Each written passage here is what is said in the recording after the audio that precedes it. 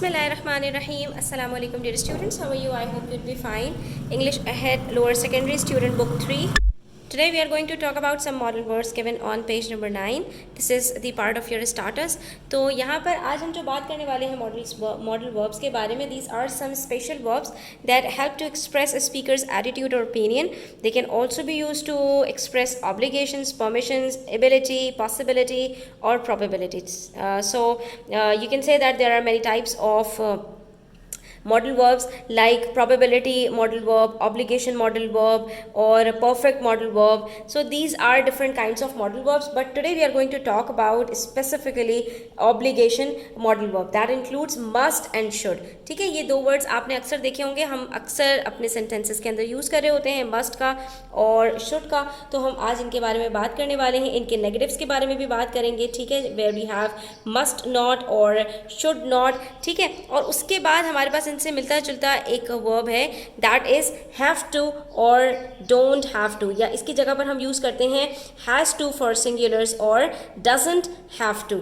ठीक है, तो हम ये वर्ब्स भी यूज़ कर रहे होते हैं, but keep in mind that this is not part of modal verb. ये हमारे पास मॉडल वर्ब नहीं है. ठीक है, अब हम ये देखेंगे यहाँ पर हमारे पास के शुड, मस्ट और हैव टू में क्या डिफरेंसेस हैं.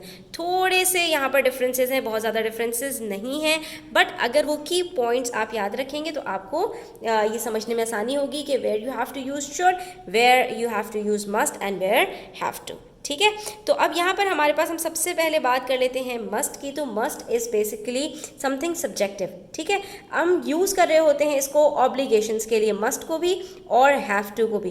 These two are used for obligations. जहाँ पर हमारे पास कोई चीज़ नेसेसरी होगी तो वहाँ पर हम मस्ट और हैव टू का यूज़ करते हैं. लेकिन इन दोनों के बीच में क्या डिफरेंस है, तो ये समझ लीजिए कि जो चीज़ सब्जेक्टिव है, पर्सनल ओपिनियन है, although it's very strong personal opinion, तो हम वहाँ पर मस्ट का वर्ड यूज़ करते हैं.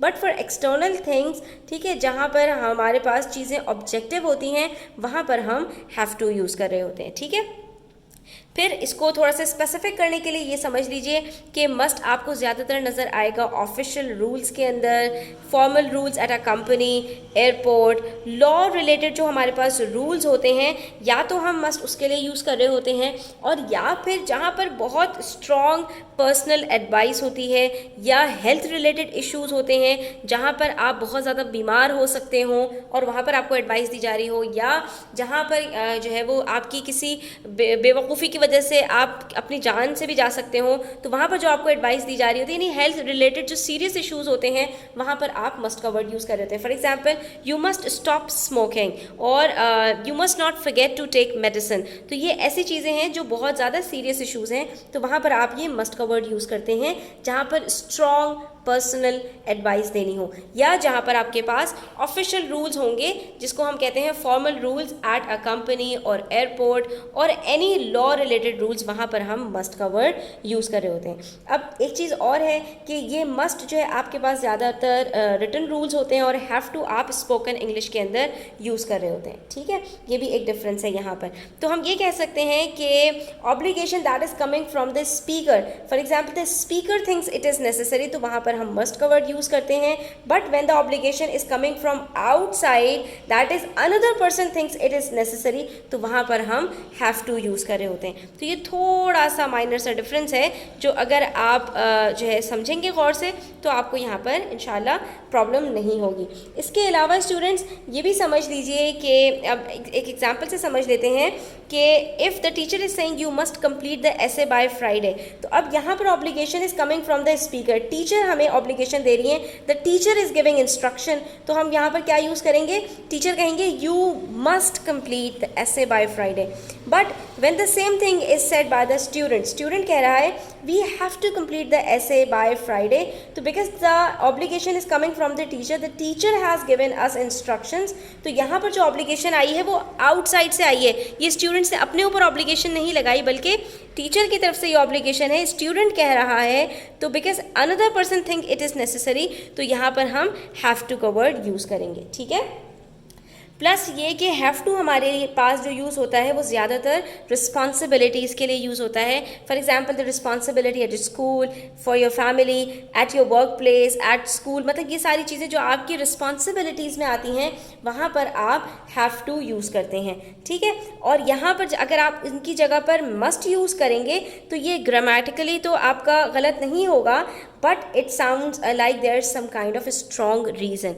ठीक है, फॉर एग्जाम्पल स्टूडेंट्स यहाँ पर हम यूज़ करें कि I have to go to work, इसकी जगह पर मैं यूज़ करूँ I must go to work. तो अब I have to go to work के अंदर क्या साउंड्स है? It sounds like that it's a responsibility that I have to fulfil, it's my daily routine responsibility that I have to go to work. Simple है. ठीक है, लेकिन अगर मैं यहाँ पर ये वर्ड यूज़ करूँ I must go to work, तो फिर यहाँ पर इट साउंड्स अननेचुरल. ठीक है, और ये थोड़ा सा वियर्ड सा लगेगा, स्ट्रेंज लगेगा. क्यों? क्योंकि यहाँ पर फिर हमसे सवाल हो सकता है कि भाई मस्ट का वर्ड क्यों यूज़ किया, कि ये तो आपकी रिस्पॉन्सिबिलिटी है, क्या कोई स्ट्रॉन्ग रीज़न है काम पर जाने का? तो हाँ, अलबत्ता अगर आप जो है आर्मी से ताल्लुक़ रखते हैं और आपको काम पर जाना है, कोई एमरजेंसी हो गई है, तो आप यहाँ पर कह सकते हैं I must be there, I must go to work immediately. ठीक है, तो अगर कोई स्ट्रॉन्ग जो है वो रीज़न आ गया है तो मस्ट आप यूज़ करेंगे, नहीं तो आप हैव टू यूज़ करेंगे अपनी रिस्पॉन्सिबिलिटीज़ को एक्सप्रेस करने के लिए. तो हम यहाँ पर कंक्लूड कर सकते हैं कि must be use for official rules, for formal rules at a company, airport, law related rules. Similarly, for very strong recommendations, very strong personal health related advices, for these we use must. But when it comes to have to, we use it for responsibilities or for some objective external things that are necessary. ठीक है, तो ये थोड़े से differences हैं जो आपको समझने हैं. Similarly, जो इनका एक और difference है, when the obligation is coming from the speaker himself or herself, then we use must, but when the obligation is coming from outside we use have to. तो ये दो मेजर डिफरेंसेस हैं, आपने इसको याद रखना है तो आप कभी भी मिस्टेक नहीं करेंगे. उसके बाद we have should, तो should we use for advising something. ठीक है, for suggestions, for advice, तो ये हम जो है वो should वहाँ पर यूज़ कर रहे होते हैं when we have to give some advice. फिर वही बात कि अगर कोई रेगुलर एडवाइस है तो वहाँ पर हम शुड यूज़ करेंगे, और अगर कोई बहुत स्ट्रॉन्ग एडवाइस है तो वहाँ पर हम मस्ट का वर्ड यूज़ करेंगे. उसके बाद इनके नेगेटिव्स की बात कर लें तो मस्ट नॉट हम यूज़ कर रहे होते हैं किसी भी काम के प्रोहिबिशन के लिए. ठीक है, you can do something, it's necessary that you don't do it. जहाँ पर आपको किसी काम को करने को मना किया जाएगा सख्ती के साथ, दैट इज़ फॉरबिडन थिंग्स के लिए, या something that is bad for you, उसके लिए हम मस्ट नॉट का वर्ड यूज़ करते हैं. इसके लिए कॉन्ट्रैक्शन यूज़ किया जाता है मसंट. ठीक है, you mustn't wait here, it means you can't wait here for it's not allowed. ठीक है, ये चीज़ आपको अलाउ ही नहीं है, इसलिए आप ये काम नहीं कर सकते. तो जो चीज़ें आपको सख्ती से मना की गई हों उसके लिए आप मसंट यूज़ करते हैं. Similarly, he mustn't call her at work, it means he can't call her at work, it's necessary that he doesn't call her at work. ठीक है, लेकिन इसी जगह पर अगर हमारे पास कोई चीज़ आ जाए कि when we don't have to, जब यूज़ करने की बात हो, तो it means that we do not have an obligation. You can do something but you don't need to do it. आप एक काम कर सकते हैं, you can do something but it's not necessary, लेकिन वो करना आपके लिए ज़रूरी ना हो. For example, you don't have to wait here, you can wait here but you don't need to.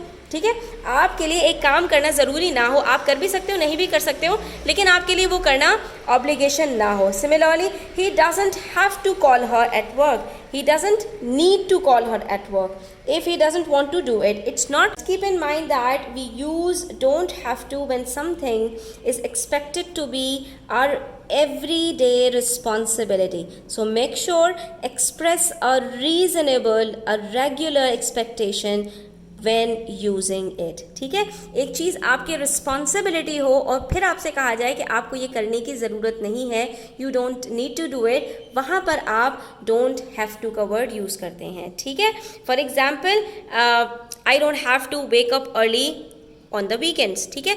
Weekends पर आपसे एक्सपेक्ट नहीं किया जाता कि आपको जल्दी उठना है, क्योंकि आपकी छुट्टी है उस दिन, ठीक है। तो एक रिस्पॉन्सिबिलिटी थी, लेकिन क्या है कि उस दिन वो रिस्पॉन्सिबिलिटी आपकी ख़त्म हो जाती है, वीकेंड्स के ऊपर छुट्टी होती है, तो आपसे एक्सपेक्ट नहीं किया जाता कि आपको जल्दी उठना है, ठीक है।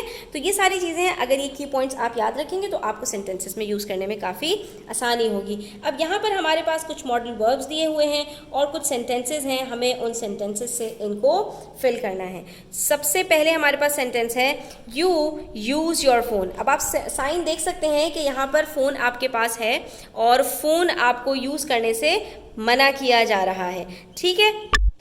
तो स्टूडेंट्स यहाँ पर अब हमारे पास दो ऑप्शंस हैं, मसंट और डोंट हैव टू। हमने अभी पढ़ा कि डोंट हैव टू हम यूज़ करते हैं उन सिचुएशंस में जहाँ पर एक चीज़ हमारी रिस्पॉन्सिबिलिटी हो और हमें कहा जाए कि it's not need to do any more, ठीक है। आपको ये काम करने की ज़रूरत नहीं है, you can do it but it's not needed. तो यहाँ पर ऐसी बात नहीं है, ये साइन शो कर रही है कि आप जहाँ पर हैं वहाँ पर आप फ़ोन यूज़ नहीं कर सकते, यू आर नॉट अलाउड। और जब एक चीज़ प्रोहिबिटेड हो, एक चीज़ नॉट अलाउड के उसमें चली जाए, तो वहाँ पर आपने क्या यूज़ करना है, यू मसंट यूज़ योर फोन। आप हरगिज़ अपना फ़ोन यूज़ नहीं करेंगे।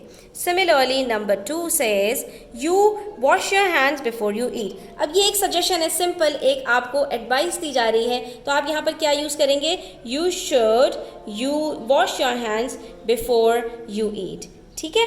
उसके बाद हमारे पास एक साइन है और ये साइन भी हमारे पास क्या है कि जो हमारे पास एयरपोर्ट्स के ऊपर और इस तरह की जगहों पर जो ऑफिशियल रूल्स होते हैं, तो उसके लिए हमने क्या कहा था कि हम वहाँ पर मस्ट का वर्ड यूज़ करते हैं। तो you show your passports here, you must show your passports here. आपको यहाँ पर अपना पासपोर्ट शो करना ही है, क्यों, क्योंकि it's part of obligation, it's part of some law.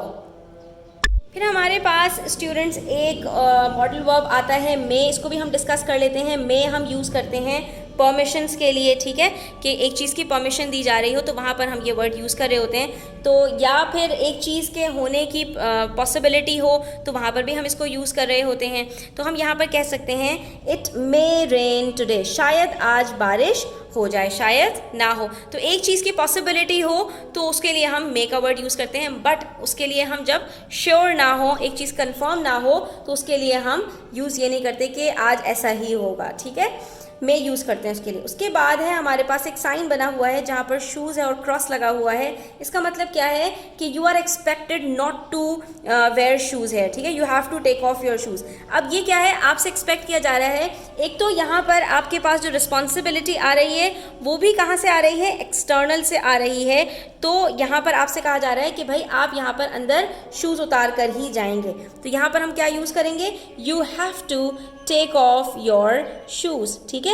ये आपकी रिस्पॉन्सिबिलिटी है कि आपने यहाँ पर अंदर शूज़ पहनकर नहीं जाना। इट्स ऑब्लिगेटरी, नेसेसरी भी है, लेकिन कोई ऑफिशियल रूल नहीं है, तो यहाँ पर हम ये नहीं कहेंगे कि यू मस्ट डू इट, ठीक है। उसके बाद एवरीवन वेलकम का बोर्ड लगा है और हमसे यहाँ पर कहा जा रहा है you be a member to go in है, यानी यहाँ पर आपके लिए कोई नीड नहीं है कि आपको मेंबर बनना पड़े, यहाँ पर आपने पास खरीदना पड़े। एवरीवन इज़ वेलकम, तो आप यहाँ पर बग़ैर मेंबर बने भी जा सकते हैं। तो you don't have to be a member to go in here, simple, ठीक है। यहाँ पर आपसे ये एक्सपेक्ट नहीं किया जा रहा है, यहाँ पर आपकी कोई रिस्पॉन्सिबिलिटी नहीं है कि आप मेंबर ही हों तब ही आप अंदर जा सकते हैं। You can go in here without being member, ठीक है, you don't have to be a member to go in here. यहाँ पर आज का हमारा लेसन कंप्लीट होता है। आई होप स्टूडेंट्स आपको काफ़ी कुछ सीखने को मिला होगा। वीडियो अच्छी लगी हो तो लाइक कीजिएगा, अपने फ्रेंड्स के साथ प्लीज़ ज़रूर शेयर किया करें, इससे हमें बहुत अच्छा लगता है, ठीक है। और अगर चैनल पर नए हैं तो सब्सक्राइब करते जाइएगा। अपना ख्याल रखिएगा। अल्लाह हाफ़िज़।